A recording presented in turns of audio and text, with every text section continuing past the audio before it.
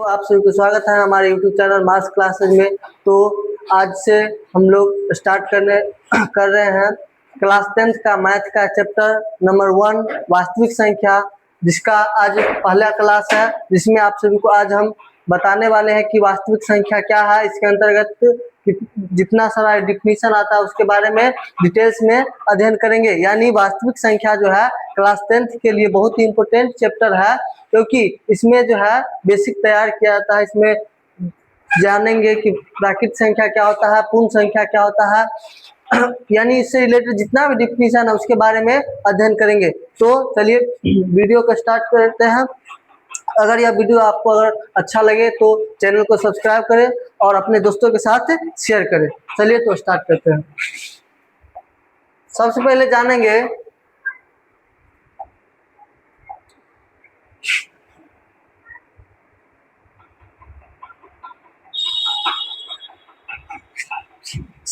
जानेंगे कि वास्तविक संख्या होता क्या है। सबसे पहले क्या जानेंगे कि वास्तविक संख्या क्या होता है।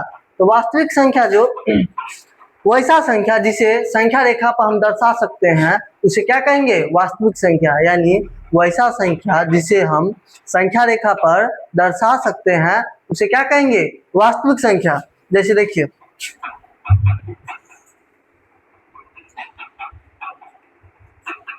यह 0 1 2 3 4 5, इधर प्लस में इन्फिनिटी जाएगा, यानी प्लस में अनंत तक संख्या बढ़ता जाएगा। और इधर 0 से बायां तरफ जो है ये निगेटिव संख्या हो जाएगा, यानी -1 -2 -3 -4 -5। तो 0 से बायां तरफ जो संख्या होगा वो क्या हो जाएगा, निगेटिव संख्या होगा। 0 से बायां तरफ कैसा संख्या होगा, निगेटिव संख्या। और 0 से दायां तरफ संख्या क्या होता है, पॉजिटिव संख्या होता है। कैसा संख्या, पॉजिटिव संख्या। और 0 जो है 0 ये ना तो पॉजिटिव संख्या है और ना ही निगेटिव संख्या है। 0 ना ही पॉजिटिव है, यानी जो 0 ना ही धनात्मक संख्या है और ना ही ऋणात्मक संख्या है। तो कभी अगर मान लीजिए आपसे पूछ लिया जाए कि बताइए कि 0 कैसी संख्या है, पॉजिटिव संख्या या निगेटिव संख्या, या ना ही पॉजिटिव ना ही निगेटिव, तो क्या जवाब देंगे कि 0 ना ही पॉजिटिव संख्या है और ना ही निगेटिव संख्या है। तो अब देखिए ये है क्या चीज, ये है संख्या रेखा। ये क्या है, संख्या रेखा। तो वैसा संख्या जिसे संख्या रेखा पर हम दर्शा सकते हैं उसे क्या कहेंगे, वास्तविक संख्या। जैसे मान लीजिए 0 की संख्या रेखा पर दर्शा दिए 1 2। अब देख लीजिए 0 और 1 के बीच में मान लीजिए कोई आ गया 0.5, 0 और 1 के बीच में आ जाएगा, इसके बीच में ही होगा। मान लीजिए 0.8, 0 और 1 के बीच में, मान लीजिए 4 और 5 के बीच 4.3। यह है संख्या रेखा पर है ना, इधर माइनस में मान लीजिए 3.2 हो गया। तो यानी वैसा संख्या जिसे हम संख्या रेखा पर दर्शा सकते हैं उसे क्या कहेंगे, वास्तविक संख्या, रियल नंबर। अब जानेंगे कि दूसरा तरफ की काल्पनिक संख्या क्या होता है, यानी अवास्तविक संख्या, इमेजिनरी नंबर। तो वैसा संख्या जिसे हम संख्या रेखा पर नहीं दर्शा सकते हैं उसे क्या कहेंगे, काल्पनिक संख्या। देखिए इधर मान लीजिए ये जो है √3, ये भी क्या है, वास्तविक संख्या है। √3 क्या है, एक वास्तविक संख्या है। चाहे √5 हो गया, ये भी क्या है, एक वास्तविक संख्या है। √7 ये भी वास्तविक संख्या है। लेकिन मान लीजिए हम ले लेते हैं दूसरा एग्जांपल हम क्या लेंगे, तो दूसरा एग्जांपल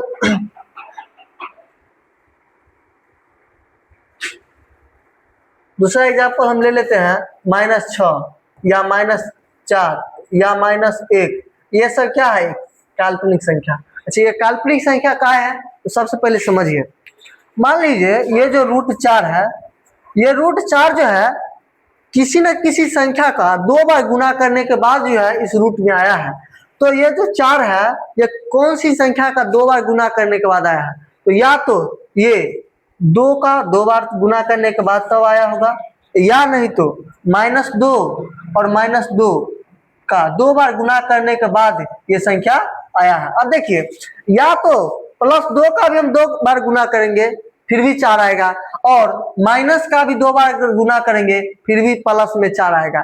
यानी ऐसा कोई भी संख्या नहीं है कि मान लीजिए उसको हम माइनस का 2 बार अगर हम गुना करेंगे तो प्लस में आएगा। और यहाँ देख लीजिए यहाँ पे स्क्वायर होने के बाद माइनस में आया है, तो ये संख्या जो है रियल में ये एग्जिस्ट नहीं करता है, इसीलिए इसे हम क्या कहते हैं, इसे हम कहते हैं क्या चीज, काल्पनिक संख्या। क्या कहेंगे, काल्पनिक संख्या। इसको इंग्लिश में क्या बोला जाता है, इमेजिनरी नंबर, इमेजिनरी नंबर। तो यानी वैसा संख्या जिसे हम संख्या रेखा पर नहीं दर्शा सकते हैं उसे क्या कहेंगे, काल्पनिक संख्या। और वैसा संख्या जिसे हम संख्या रेखा पर दर्शा सकते हैं उसे क्या कहेंगे, वास्तविक संख्या। समझ गए। तो वही जो मान लीजिए -1 है, रूट अंडर -1 है, यानी रूट में गया है तो 2 संख्या का गुना करने के बाद गया है, और 2 संख्या का गुना होगा चाहे प्लस का 2 बार गुना हो या फिर माइनस का 2 बार गुना हो, प्लस आना चाहिए। लेकिन यहाँ क्या कर रहा है, -1, -4, -6, यानी ये जो संख्या है ये सब कौन सी संख्या है, काल्पनिक संख्या है। और यहाँ पे जो है ना रूट अंडर -1 को जो है ना किससे डिनोट करते हैं, आयोटा से। किससे डिनोट करते हैं, आयोटा से। और ये जो है काल्पनिक संख्या को डिनोट करता है। इसके बारे में डिटेल्स में अध्ययन जो है आपको क्लास 11th में देखने को मिलेगा, कॉम्प्लेक्स नंबर चैप्टर में। यहाँ जो है क्लास 10 तक इतना ही जानना है।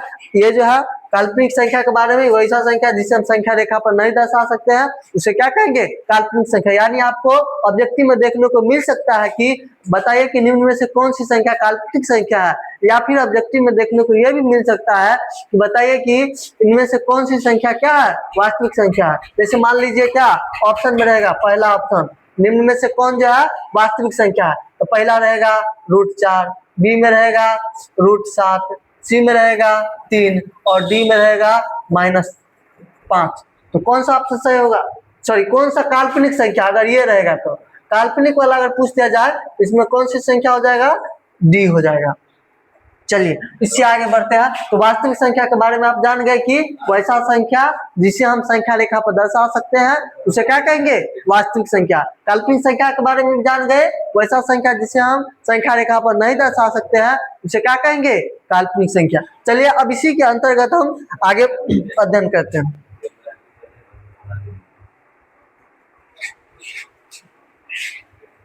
अब है कि जितना भी हम संख्या लिखते हैं, इस कहीं भी हम जितना भी संख्या लिखते हैं वो कुल जो है 10 अंक से मिलकर ही बनता है। चाहे 5, 3, 4, 5, क्या 5345 लिखे, ये जो है 1 से लेके 10 अंक, 0 से लेके 9 तक के अंक से मिलकर क्या होता है, ये सब संख्या का निर्माण होता है। यानी अंक गणित में कुल कितने अंक होते हैं, 10 अंक। और इन्हीं अंकों की सहायता से संख्याओं का निर्माण होता है।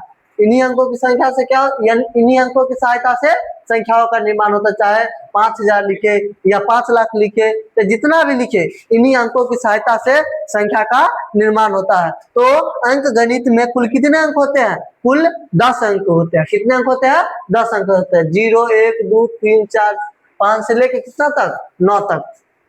अब उसके बाद हम जानेंगे क्या, संख्या तो जान गए, अंकों से मिलकर संख्या का निर्माण होता है। अब हम जानेंगे क्या, संख्या के बारे में ही डिटेल्स में जानेंगे कि प्राकृतिक संख्या क्या होता है। प्राकृतिक संख्या, इसको इंग्लिश में क्या बोला जाता है, नेचुरल नंबर। प्राकृतिक संख्या को इंग्लिश में क्या बोला जाता है, नेचुरल नंबर। तो वैसा नेचुरल नंबर के बारे में जानेंगे कि क्या होता है। तो गिनती की संख्या को प्राकृतिक संख्या कहते हैं। गिनती की संख्या को क्या कहते हैं, प्राकृतिक संख्या। यानी वैसा संख्या जिसका उपयोग गिनती करने के लिए आता है। जैसे बचपन से ही हम लोग पढ़ते आए थे, जब हम पढ़ते थे बच्चे में, चाहे हम लोग बच्चे में जब पढ़ते थे तो कहाँ से गिनती सीखते थे, 1 से, 1, 2, 3, 4 लेके गिनती तक सीखते थे ना। तो यानी गिनती की संख्या को क्या कहते हैं, प्राकृतिक संख्या। तो पूछा जाएगा कि सबसे छोटा प्राकृतिक संख्या क्या होता है, तो सबसे छोटा प्राकृतिक संख्या क्या होता है, 1। सबसे छोटा प्राकृतिक संख्या क्या होता है, 1। और सबसे बड़ा प्राकृतिक संख्या क्या होता है, तो सबसे बड़ा प्राकृतिक संख्या हमें ज्ञात नहीं है। क्या है, क्योंकि ये जो है 1 से स्टार्ट होके ये कहाँ तक चल जाएगा, अनंत तक चल जाएगा, धनात्मक में अनंत तक चल जाएगा, तो अतः हम यह ज्ञात नहीं कर सकते हैं कि सबसे बड़ा प्राकृतिक संख्या क्या है, परंतु हम यह ज्ञात कर सकते हैं कि सबसे छोटा प्राकृतिक संख्या क्या है। तो सबसे छोटा प्राकृतिक संख्या क्या है? एक है। सबसे छोटा प्राकृतिक संख्या क्या है? एक है। अब हम प्राकृतिक संख्या के बाद हम जानेंगे पूर्ण संख्या। पूर्ण संख्या को अंग्रेजी में क्या कहते हैं? Whole number. पूर्ण संख्या को अंग्रेजी में क्या कहते हैं? Whole number. अब देखिए प्राकृतिक संख्या जो है एक से लेकर अनंत तक बढ़ता जाएगा, तो प्राकृतिक संख्या के समूह में जब हम जीरो शामिल कर दिए, यानी प्राकृतिक संख्या में जीरो शामिल कर देंगे, तो क्या किसका निर्माण हो जाएगा? पूर्ण संख्या का निर्माण हो जाएगा। किसका निर्माण हो जाएगा? पूर्ण संख्या का निर्माण हो जाएगा। यह कह रहा प्राकृतिक संख्याओं में जीरो शामिल कर देने पर संख्याओं का समूह पूर्ण संख्या कहलाता है। यानी देखिए यहां से लेके एक से लेके अनंत तक ये तो प्राकृतिक संख्या था। अब जब हम इसमें क्या कर दिए? जीरो को शामिल कर दिए, तो कौन सा संख्या बन गया? पूर्ण संख्या बन गया। कौन संख्या बन गया? पूर्ण संख्या। तो जीरो से लेके कहां तक चल जाएगा? अनंत तक चल जाएगा। कहां तक चल जाएगा? अनंत तक चल जाएगा। अब पूछा जाएगा कि सबसे छोटा पूर्ण संख्या क्या होता है? तो सबसे छोटा पूर्ण संख्या क्या होता है? जीरो। और ये तो अनंत तक जाता है, तो ये भी कह सकते हैं कि सबसे बड़ा पूर्ण संख्या हमें ज्ञात नहीं है। चलिए इसके बाद हम आगे अध्ययन करते हैं।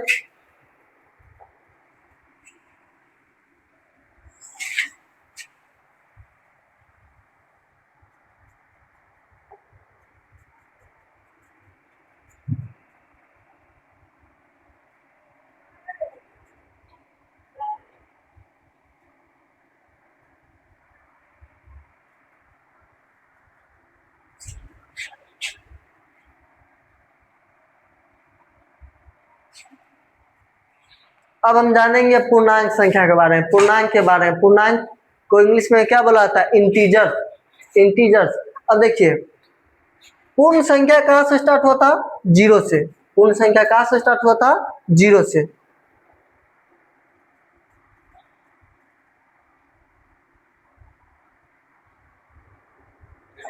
तो जीरो से स्टार्ट हुआ था, तो जीरो से जब स्टार्ट हुआ था पूर्ण संख्या, जीरो, एक, दो, तीन, चार से लेके कहां तक? अनंत तक। प्लस में कहां तक? अनंत तक। अब जो है जब हम पूर्ण संख्या के समूह में क्या कर देंगे? उनकी ऋणात्मक संख्याओं को मिलाने पर किसका निर्माण होता है? पूर्णांक संख्या का निर्माण होता है। अब देखिए अब हम कहेंगे ये तो पूर्ण संख्या है, तो पूर्ण संख्या में सिर्फ ऋणात्मक संख्या शामिल करेंगे, यानी क्या? उनकी ऋणात्मक संख्या। तो जीरो तो ऋणात्मक बन नहीं सकता, क्योंकि जीरो ना ही धनात्मक संख्या है ना ही ऋणात्मक संख्या है। तो शामिल कौन सा होगा? एक से, क्योंकि एक से लेके अनंत तक इधर ही क्या है? धनात्मक संख्या। इसी का ऋणात्मक ऐड हो जाएगा, तो माइनस एक, माइनस दो, माइनस तीन, माइनस चार, और माइनस में ये कहां तक चल जाएगा? अनंत तक बढ़ता जाएगा। माइनस में कहां तक चल जाएगा? अनंत तक। तो ये सब कौन सी संख्या हो जाएगा? पूर्णांक संख्या हो जाएगा। कौन संख्या हो जाएगा? पूर्णांक संख्या। चलिए अब इसके बाद हम जानेंगे कि पूर्णांक संख्या में कितना तरह के हो गया। देख लिए कि एगो हो जाएगा क्या? यहाँ एक से लेके इधर अनंत तक जाएगा तो धनात्मक पूर्णांक यानी पॉजिटिव इंटीजर, और ये जीरो हो जाएगा, ये तो ना ही धनात्मक है और ना ही ऋणात्मक है। और जीरो से जब हम बाएं तरफ जाएंगे तो क्या हो जाएगा? निगेटिव इंटीजर, ऋणात्मक पूर्णांक। तो धनात्मक पूर्णांक तो इंग्लिश में क्या कहते हैं? Positive integer. प्लस एक, दो, तीन, चार, पांच से लेके कहां तक? अनंत तक चल जाएगा। उसके बाद हम जानेंगे क्या? ऋणात्मक पूर्णांक, निगेटिव इंटीजर्स। ये कहां जाएगा? देख लीजिए यहां से, कहां से? माइनस एक, माइनस टू, माइनस तीन, माइनस चार। अब देखिए अब हम पूछेंगे कि बताइए कि माइनस चार बड़ा है या दो बड़ा है, तो कैसे बताएंगे? तो यहाँ पे माइनस चार बड़ा नहीं है, कौन बड़ा है? दो बड़ा है। अब हम कैसे जानेंगे? तो देखिए संख्या रेखा पर जो संख्या दायां तरफ है, संख्या रेखा पर जो संख्या दायां तरफ है वो क्या है? बड़ा है। और संख्या रेखा पर जो संख्या बायां तरफ है वो क्या है? छोटा है। जैसे देखिए एक जो है जीरो से दायां तरफ में है ना, तो जीरो से ये बड़ा है। अब देखिए माइनस एक और जीरो, -1 से दाएं तरफ में 0 है, तो यहाँ पे -1 छोटा है और ये 0 क्या है, बड़ा है। तो अगर हम कोई दो संख्या का कंपैरिजन करेंगे कि कौन बड़ा है और कौन छोटा है, तो संख्या रेखा पर देखेंगे कौन संख्या क्या है, कौन संख्या दायां तरफ है संख्या रेखा पर बड़ा हो जाएगा, जो बायां तरफ हो जाएगा वो क्या हो जाएगा, छोटा हो जाएगा। चलिए इसके बाद हम जानेंगे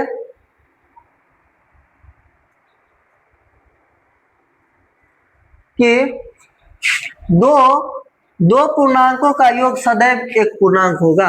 दो पूर्णांकों का योग क्या होगा, सदैव एक पूर्णांक होगा। जैसे मान लीजिए -5 ले लिए और +5 ले लिए, दोनों का योग क्या होगा, 0, और 0 भी एक क्या है, पूर्णांक है। मान लीजिए -5 लिए और -5 लिए, इसका मान लीजिए घटा दिए तो क्या आ गया, -10, और -10 भी एक क्या है, पूर्णांक है। तो दो पूर्णांकों का योग होगा चाहे अंतर होगा, क्या हो जाएगा, एक पूर्णांक होगा। और कह रहा प्रत्येक पूर्णांक एक परिमेय संख्या है। प्रत्येक पूर्णांक क्या होता है, परिमेय संख्या। और परिमेय संख्या के बारे में हम थोड़ा देर में अध्ययन करते हैं कि परिमेय संख्या क्या है, इसके बारे में जानेंगे। अभी इतना जानना है कि प्रत्येक पूर्णांक क्या होता है, एक परिमेय संख्या होता है। चलिए इसके बाद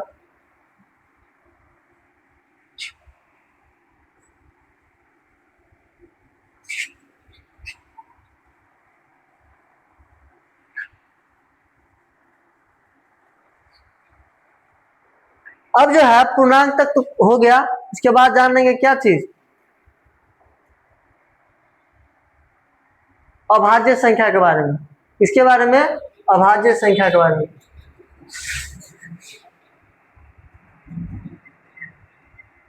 अभाज्य संख्या क्या होता है, अभाज्य संख्या को अंग्रेजी में क्या बोलते हैं, अभाज्य संख्या को अंग्रेजी में बोलते हैं क्या चीज, प्राइम नंबर्स। क्या बोलते हैं, प्राइम नंबर्स। तो अभाज्य संख्या होता क्या है, तो देखिए वैसा संख्या जो एक और स्वयं को छोड़कर किसी अन्य संख्या से नहीं कटेगा, वो क्या कहलाएगा, अभाज्य संख्या। वैसा संख्या जो एक और स्वयं को छोड़कर किसी अन्य संख्या से नहीं कटेगा, वो क्या कहलाएगा, अभाज्य संख्या। और दूसरा परिभाषा क्या होता है, वैसा संख्या जिसका केवल 2 गुणनखंड होगा, वो क्या कहलाएगा, वो भी कहलाएगा अभाज्य संख्या। वैसा संख्या जिसका केवल 2 गुणनखंड होगा, वो क्या कहलाएगा, अभाज्य संख्या।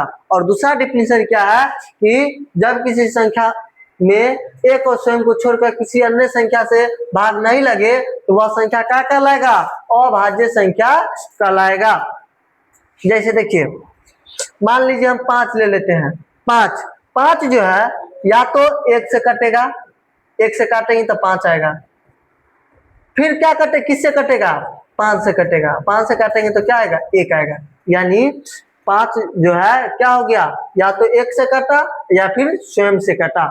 और देख लीजिए 5 का अगर हम गुणनखंड करते हैं, 5 का अगर हम क्या करते हैं, गुणनखंड करते हैं, तो इसका गुणनखंड क्या आएगा, तो इसका गुणनखंड आएगा 1 और 5, 1 और 5, यानी 1 और स्वयं, यानी उसका जो गुणनखंड होगा केवल 2 हो जाएगा। तो अभाज्य गुणनखंड का अभाज्य संख्या का गुणनखंड कितना होता है, 2 होता है। और इसमें जो है ये 1 और स्वयं को छोड़कर किसी अन्य संख्या से ये विभाजित नहीं होता है। तो कहां से स्टार्ट होता है अभाज्य संख्या, 2 से, 2 3 4 2 3 5 7 11 13 17 19 23 29 31।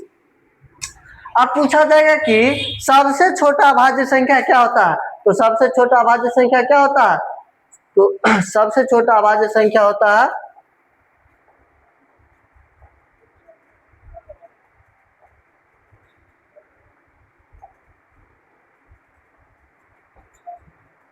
सबसे छोटा अभाज्य संख्या क्या होता है, 2 होता है। सबसे छोटा अभाज्य संख्या क्या होता है, 2, उसके बाद 3। और इसके बाद पूछा जाएगा कि सबसे छोटा, अच्छा ये भी पूछा जाएगा कि बताइए कि ऐसा कौन सा अभाज्य संख्या है जो सम भी है और अभाज्य भी है, तो 2, यानी 2 एक मात्र ऐसा अभाज्य संख्या है जो सम भी है, यानी 2 को छोड़कर ऐसा कोई भी अभाज्य संख्या नहीं है जो सम है। इसके बाद जितना भी अभाज्य संख्या होगा वो सब क्या होगा, विषम संख्या। सम संख्या क्या होता है, विषम संख्या क्या होता है, तो हम जानेंगे कि सम संख्या क्या होता है। तो वैसा संख्या जो 2 से पूरा पूरा कट जाएगा वो क्या कहलाएगा, सम संख्या, और जो 2 से पूरा पूरा नहीं कटेगा वो क्या कहलाएगा, विषम संख्या। अगर ये भी पूछा जाए कि बताइए कि सबसे छोटा विषम अभाज्य संख्या क्या होता है, तो हम क्या जवाब देंगे, 3। सबसे छोटा विषम अभाज्य संख्या क्या होता है, 3। चलिए इसके बाद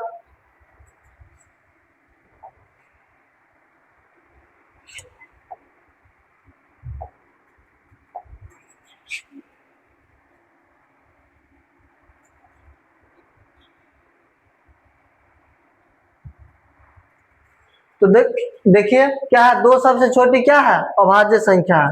2 जो है सबसे छोटा अभाज्य संख्या, और क्या है कि 2 एकमात्र सम अभाज्य संख्या है। इसके बाद जान लेंगे क्या कि सम संख्या क्या होता है, इवन नंबर, यानी जो संख्या 2 से सभी पूर्णांक या 2 से विभाज्य सभी पूर्णांक क्या कहलाएगा, सम संख्या। यानी जो संख्या 2 से पूरा पूरा कट जाएगा वह क्या कहलाएगा, सम संख्या।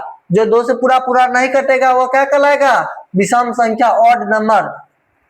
तो देखिए जैसे +2 -2 +4 -4 +6 -6 +8 -8, ये सब क्या है, एक सम संख्या है। उसके बाद विषम संख्या, जो पूर्णांक सभी पूर्णांक जो 2 से विभाजित तो नहीं होते हैं विषम संख्या कहलाता है। यानी वैसा संख्या जो 2 से पूरा पूरा नहीं कटेगा वह क्या कहलाएगा, विषम संख्या कहलाएगा। उसके बाद जाने जैसे एग्जांपल के लिए +1 -1 +3 -3 +5 -5 +7 -7। उसके बाद भाज्य संख्या, भाज्य संख्या को अंग्रेजी में क्या बोला जाता है, भाज्य संख्या को अंग्रेजी में क्या बोला जाता है, तो भाज्य संख्या को अंग्रेजी में बोला जाता है कंपोजिट नंबर। तो वह संख्या है जिनके 2 से अधिक गुणनखंड हो वह भाज्य संख्या कहलाता है। अभी हम जस्ट बताए हैं ना, क्या भाज्य संख्या वैसा संख्या जिसका क्या हो, जिसका केवल 2 गुणनखंड हो वह क्या कहलाएगा, वैसा संख्या जिसका केवल 2 गुणनखंड हो वह क्या कहलाएगा, तो कहलाएगा अभाज्य संख्या। लेकिन वैसा संख्या जिसका जो है क्या हो, 2 से अधिक गुणनखंड हो क्या कहलाएगा, वो कहलाएगा भाज्य संख्या। क्या कहलाएगा, भाज्य संख्या। जिसका 2 से अधिक गुणनखंड हो तो क्या कहलाएगा, भाज्य संख्या। जैसे 4, 8, 10, 15, 20, ये सब क्या है, एक भाज्य संख्या है। तो देखिए जैसे 4 है, 4 का गुणनखंड कौन कौन है, तो 4 गुणनखंड मतलब किस किस से कट रहा है, देखिए 1 से भी कट जाएगा, 2 से भी कट जाएगा, और स्वयं 4 से भी कट जाएगा। तो देखिए 1 से भी कट रहा है, 2 से भी कट रहा है, 4 से भी, तो ये क्या है, 4 का गुणनखंड है। और 4 का गुणनखंड क्या हो गया, 3 को हुआ ना, तो 2 से अधिक हो गया, अतः यह क्या है, एक भाज्य संख्या है। जैसे 6 ले लेते हैं, 6 भी क्या है, भाज्य संख्या है। किस किस से कटेगा, 1 से कटेगा, 2 से कटेगा, 3 से कटेगा, और स्वयं किस से कटेगा, 6 से। इसका क्या गुणनखंड है, इसका 4 का गुणनखंड है, तो 2 से अधिक है ना गुणनखंड, तो ये क्या कहलाएगा, एक भाज्य संख्या। अब पूछा जाएगा कि बताइए कि सबसे छोटा भाज्य संख्या कौन सा है, तो सबसे छोटा भाज्य संख्या क्या होता है, 4। क्या होता है, 4। सबसे छोटा भाज्य संख्या क्या कहलाता है, 4। सबसे छोटा भाज्य संख्या 4।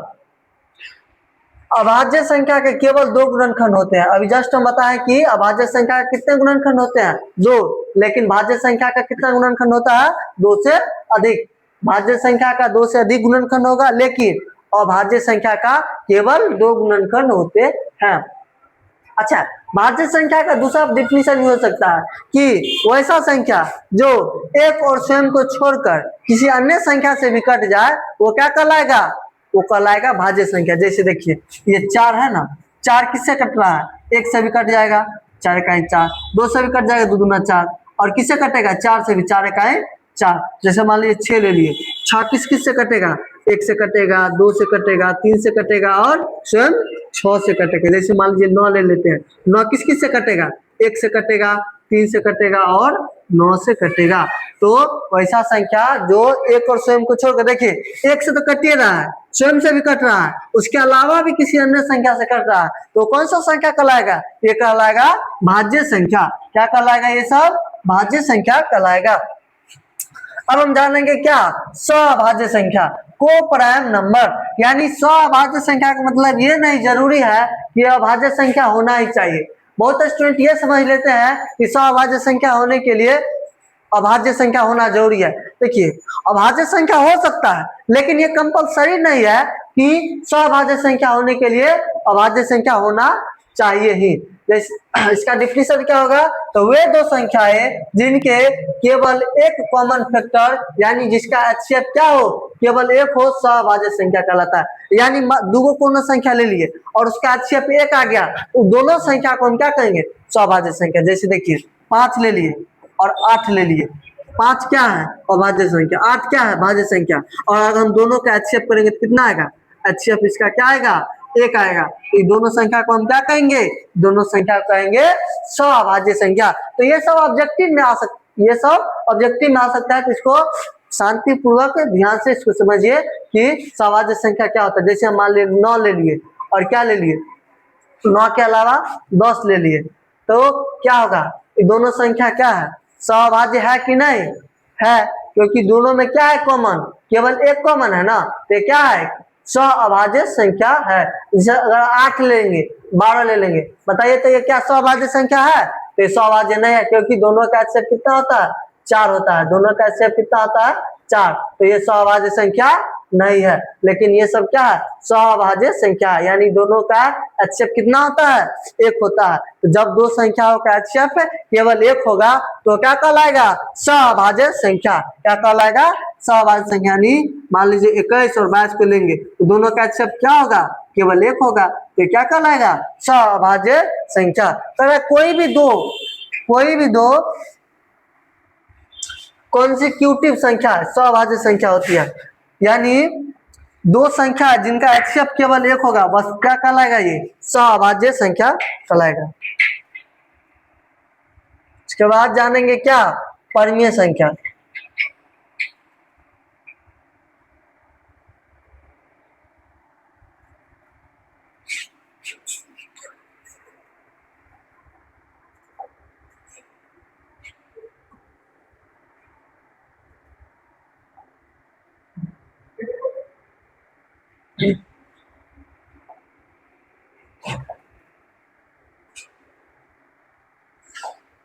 ना, अब जानेंगे परिमेय संख्या के बारे में। कौन सी संख्या के बारे में जानेंगे? परिमेय संख्या क्या होता है?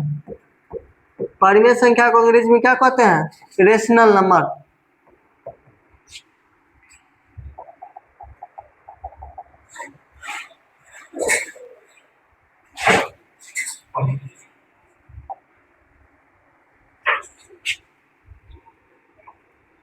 परिमेय संख्या क्या कहते हैं? Rational number.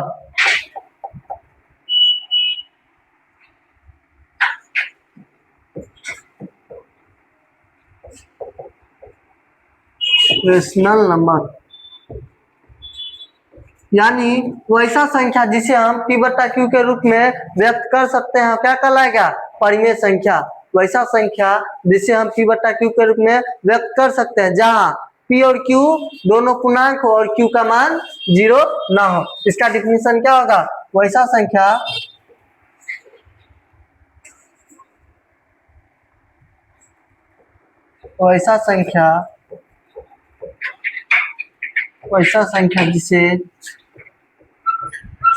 जिसे P बटा Q के रूप में वैसा संख्या जिसे P बटा Q के रूप में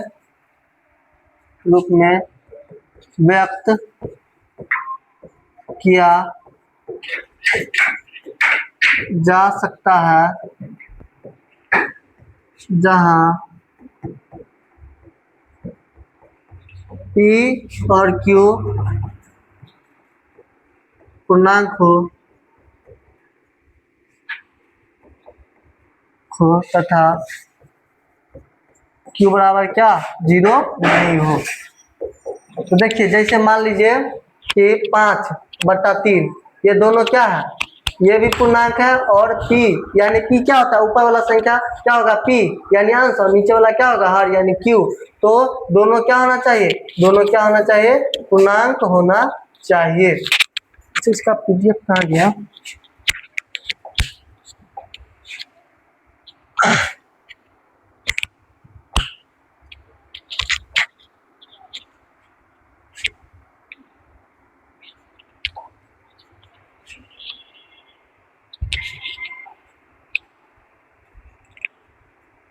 है ना इसमें।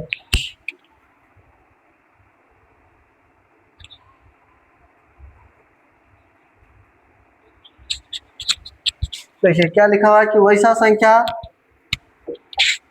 वैसी संख्या जो p बटा q के रूप में हो लिखी जा सके परिमेय संख्या कहलाता है, जहाँ p और q क्या हो, पूर्णांक हो तथा q का मान 0 नहीं हो। जैसे मान लीजिए हम क्या रखेंगे 5, चाहे 3 या फिर 4 या 3/5, ये सब कौन सी संख्या है, परिमेय संख्या। जैसे ये तो p बटा q के रूप में नहीं है, इसको अगर हम 5 बट्टा में अगर 1 लिख दिए तो ये कौन सा रूप में आ गया, p और q के रूप में आ गया। p और q दोनों क्या हो गया, पूर्णांक है। अच्छा बताइए कि क्या 0 परिमेय संख्या है, तो 0 एक परिमेय संख्या का है, क्योंकि अगर मान लीजिए 0 के बट्टा में 1 रख दिए तो 0 क्या होगा, ऊपर में क्या, ये भी पूर्णांक है, p भी पूर्णांक है और q भी पूर्णांक है, और p और q दोनों पूर्णांक है। अगला कंडीशन क्या है कि q का मान 0 नहीं होना चाहिए, तो यहाँ पे q का मान 0 नहीं है, अतः ये 0 भी क्या है, 0 एक परिमेय संख्या है। उसके बाद है कि दो परिमेय संख्याओं के बीच अनगिनत परिमेय संख्याएं हो सकती है। यानी क्लास 7-8 में भी आप लोग पढ़े होंगे कि दो परिमेय संख्याओं के बीच अनगिनत परिमेय संख्याएं हो सकती है, और प्रत्येक पूर्णांक एक परिमेय संख्या है। देखिए जैसे 5 एक पूर्णांक संख्या है ना, और इसके बट्टा में 1 रख दिए तो p बट्टा q के रूप में आ गया। जैसे 3 ये भी परिमेय संख्या, इसके बट्टा में 1 रख दिए, 4 इसके बट्टा में 1 रख दिए तो क्या है, एक परिमेय संख्या। अच्छा बताइए कि √3 परिमेय संख्या है कि नहीं, तो √3 परिमेय संख्या नहीं है। क्या है, क्योंकि देखिए इसके बट्टा में तो मान लीजिए 1 रख दिए, p बट्टा q के रूप में आ गया, लेकिन अगला कंडीशन क्या है कि p और q दोनों पूर्णांक होना चाहिए। लेकिन देखिए ये जो है √3 ये पूर्णांक नहीं है, इसका मान जो होता है 1.73, और ये 1.73 पूर्णांक संख्या नहीं है, तो इसीलिए जो है √3 क्या है, एक अपरिमेय संख्या है। √3 क्या है, एक अपरिमेय संख्या, क्योंकि p और q दोनों इसका पूर्णांक नहीं है। अतः √3 या फिर √2 या √5 ये सब कौन सी संख्या है, एक अपरिमेय संख्या है।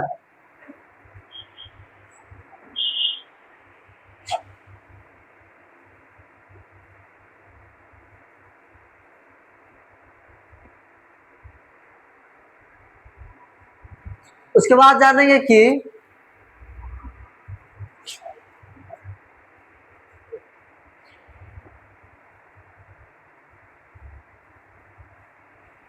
एक परिमेय संख्या का दूसरी परिमेय संख्या के साथ जोड़, घटा, गुना, भाग करने पर परिमेय संख्या ही प्राप्त होता है। जैसे मान लीजिए एक परिमेय संख्या ले लेते हैं 5/3 और उसका गुना कर देते हैं 2/3 के साथ, तो जब हम इसको गुना कर दिए तो कितना आ गया, 5 दूना 10/9, ये भी क्या है, परिमेय संख्या है।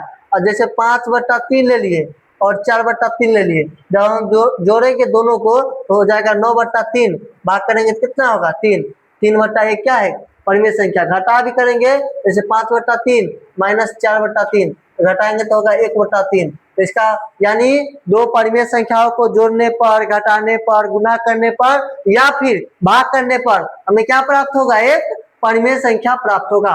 तो परिमेय संख्या हो गया वैसा संख्या जिसे हम p बटा q के रूप में दर्शा सकते हैं, जहां p और q दोनों क्या होना चाहिए, पूर्णांक होना चाहिए, और q का मान 0 नहीं होना चाहिए। यानी हर में क्या होना चाहिए, हर में जो है p बटा q है और q का मान 0 नहीं होना चाहिए। q का मान अगर 0 हो गया तो क्या हो जाएगा ये परिमेय संख्या नहीं होगा।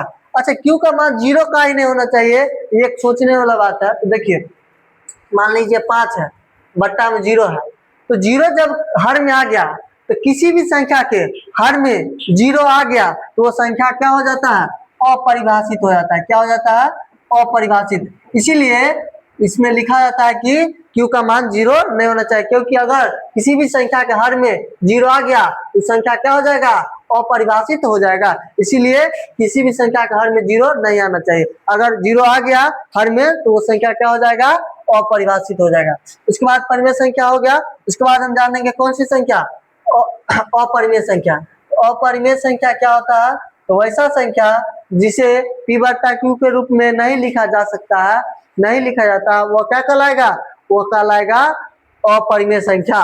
वैसा संख्या जिसे p बटा q के रूप में नहीं लिखा जा सकता है वह क्या कहलाएगा, अपरिमेय संख्या। जैसे √5, √7, √11 और पाई भी एक क्या है, अपरिमेय संख्या। लेकिन पाई का मान जो होता है 22/7, ये क्या होता है, ये होता है परिमेय संख्या। लेकिन पाई क्या होता है, एक अपरिमेय संख्या। यानी पाई का जो होता है ना एग्जैक्ट मान 22/7 नहीं होता है, इसको क्या किया गया है, मान लिया गया, अप्रोक्सीमेट, लगभग लगभग मान लिया गया। पाई का पूरा एग्जैक्ट मान 22/7 नहीं होता। तो देखिए ये जो √5 है, √5 के बट्टा में अगर एक भी रख भी देते हैं तो पी और क्यू के रूप में जो आ तो गया, लेकिन पी और क्यू दोनों पूर्णांक, ये पी जो है ये पूर्णांक नहीं है लेकिन क्यू पूर्णांक है, तो पी और क्यू दोनों पूर्णांक होना चाहिए ना, इसीलिए क्या है ये अपरिमेय संख्या। √7, √11 या फिर √13 या फिर √17, ये कौन सी संख्या है, अपरिमेय संख्या है। इसके बाद है कि अपरिमेय संख्या अनगिनत होता है, सही है। √17, √19, √21 या फिर √30, ये सब क्या है, एक अपरिमेय संख्या है। इसके बाद है कि एक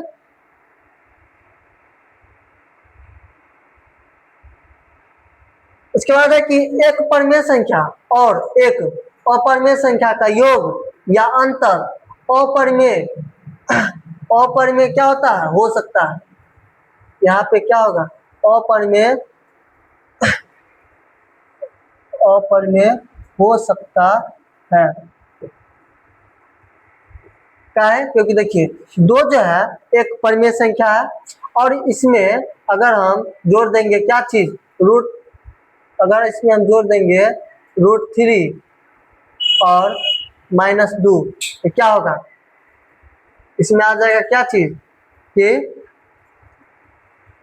2 -√3 और -2, तो 2 से 2 कट गया तो क्या हो गया -√3, और ये क्या है, एक अपरिमेय संख्या। उसके बाद एक अपरिमेय संख्या का किसी शून्येतर परिमेय संख्या से गुना या भाग करने पर परिणाम क्या होता है, अपरिमेय प्राप्त होता है। यानी शून्य को छोड़कर अन्य किसी भी संख्या से गुना या भाग करने पर क्या परिणाम आता है, अपरिमेय। जैसे √3 है और इसको हम अगर 2 से गुना करते हैं तो क्या आएगा 2√3, और ये क्या है, एक अपरिमेय संख्या। अच्छा शून्यतर, इसका मतलब शून्य को छोड़कर, अगर मान लीजिए √3 को शून्य से गुना करते हैं, देखिए √3 क्या है, अपरिमेय संख्या है, और ये क्या है, 0 परिमेय संख्या है। फिर दोनों संख्या का जब हम गुना करेंगे तो 0 आ जाएगा, और 0 क्या है, परिमेय संख्या है। इसीलिए कहा जाता है कि शून्यतर परिमेय संख्या से, यानी शून्य को छोड़कर किसी अन्य संख्या से गुना या भाग करने पर क्या प्राप्त होता है, अपरिमेय संख्या प्राप्त होता है। इसका दो अपरिमेय संख्याओं का जोड़ घटा गुना भाग परिमेय या अपरिमेय दोनों हो सकता है। जैसे मान लीजिए 2 + √3 है, इसका जोड़ करेंगे 2 - √3 के साथ, तो 2 - √3 के साथ गुना करेंगे तो जोड़ेंगे तो 2 + √3 और +2 और -√3, तो +√3 से -√3 कट गया, कितना आ गया 4, और तो ये क्या आ गया, दो अपरिमेय संख्या का योग क्या आ गया, यहाँ परिमेय आ गया।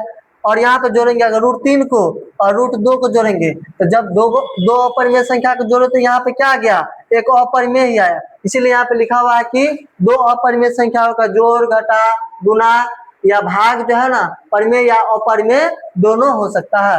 वास्तविक संख्या के बारे में आपको पहले ही बता चुके हैं कि वैसा संख्या जिसे p/q के रूप में लिखा जा सकता है वह परिमेय संख्या कहलाता है, सॉरी वास्तविक संख्या कहलाता है। और वास्तविक संख्या के अंतर्गत दो संख्या आता है, वास्तविक संख्या के अंतर्गत परिमेय संख्या भी आएगा और अपरिमेय संख्या। यानी √3 भी क्या है, एक वास्तविक संख्या है, और 2 भी क्या है, एक वास्तविक संख्या। यानी परिमेय संख्या भी वास्तविक संख्या है और अपरिमेय संख्या भी क्या है, वास्तविक संख्या।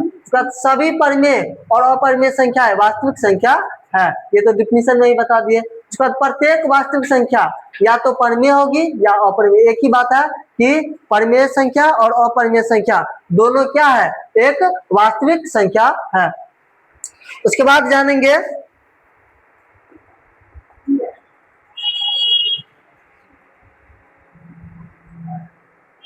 उसके बाद क्या जानेंगे, एचसीएफ के बारे में और एलसीएम के बारे में जानेंगे।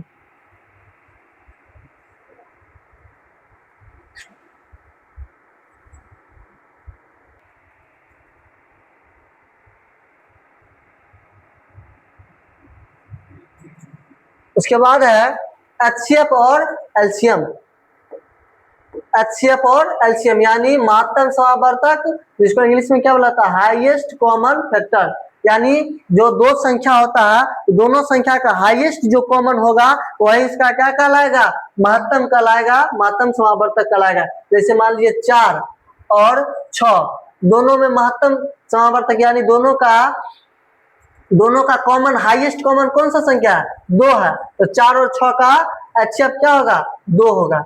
4 और 6 का HCF क्या होगा, 2 होगा। तो लिखा हुआ है 2 या 2 से अधिक संख्याओं का HCF वह सबसे बड़ी संख्या होती है जो प्रत्येक दी गई संख्या को पूर्णतः विभाजित करती है। यानी 2 संख्या दिया हो या 3 संख्या दिया हो, यानी 2 या 3 या 2 से अधिक कोई भी संख्या दिया, कितना भी संख्या दिया हो, उस संख्या को जो हाईएस्ट संख्या होगा विभाजित करने वाला वही इसका क्या कहलाएगा, वही इसका क्या कहलाएगा, HCF। जैसे मान लीजिए 18 ले लिए और 24 ले लिए, यानी ऐसा हाईएस्ट कौन सा संख्या है इसका जो इस दोनों को विभाजित करेगा, कि दोनों को विभाजित करने वाला हाईएस्ट सबसे बड़ा संख्या कौन है, 2 तो नहीं होगा क्योंकि 2 से ज्यादा 3 भी विभाजित कर रहा है, तो 2 से बड़ा 3 है, 3 से बड़ा क्या है, 6 एक ऐसा संख्या है सबसे बड़ा संख्या जो 18 को विभाजित कर रहा है और 24 को विभाजित कर रहा है। 18 और 24 का HCF क्या होगा, 18 और 24 का HCF क्या होगा, 6 होगा। तो जैसे 2 4 6 8 का HCF क्या होगा, 2, क्योंकि इस सब में हाईएस्ट विभाजित करने वाला संख्या क्या है, 2 है। एक बात है कि दो ऋणात्मक संख्याओं का HCF क्या होता है, सदैव 1 होता है। उसके बाद लघुत्तम समावर्तक, लोएस्ट कॉमन मल्टीपल, LCM, वह सबसे छोटी संख्या जो प्रत्येक दी गई संख्या द्वारा पूर्णतः विभाजित हो जाए वह संख्या का LCM कहलाता है। जैसे मान लीजिए 8 है, 16 है, उसके बाद 12 ले लिए, 3 संख्या ले लिए, करा कि अगर मान लीजिए इसका LCM पूछेगा तो वैसा संख्या जो तीनों से विभाजित हो जाएगा, यानी वैसा सबसे छोटा संख्या जो तो तीनों से विभाजित हो जाएगा, तीनों संख्या से विभाजित हो जाएगा, यही इसका एलसीएम कहलाएगा, लोएस्ट कॉमन मल्टीपल, यानी इसका तीनों का मल्टीपल, सबसे छोटा तीनों का मल्टीपल, कॉमन मल्टीपल। जैसे मान लीजिए 8 का तो 8 और 16, 8 का दुगुना 16 हो गया। अब 16 और 12 में देखेंगे कि जो लोएस्ट कॉमन मल्टीपल कौन है, तो 16 दूना 32, ये तो इसका मल्टीपल नहीं है, 12 का मल्टीपल नहीं है। 16 3 48, 48 जो है ये इसका भी मल्टीपल है और इसका भी मल्टीपल, यानी सबसे छोटा कॉमन मल्टीपल क्या है, 48 है। 8 का भी मल्टीपल है, तो ये क्या हो जाएगा, ये एलसीएम हो जाएगा। चलिए, तो आज का क्लास यहीं पे समाप्त करते हैं। अगर यह वीडियो आपको अगर अच्छा लगे तो चैनल को सब्सक्राइब कीजिए और अपने दोस्तों के साथ शेयर कीजिए। और अगर इसमें आपको लग रहा है कि कुछ सुधार करने की जरूरत है तो आप कमेंट बॉक्स में वो राय दे सकते हैं। चलिए, आज का क्लास यहीं पर समाप्त करते हैं।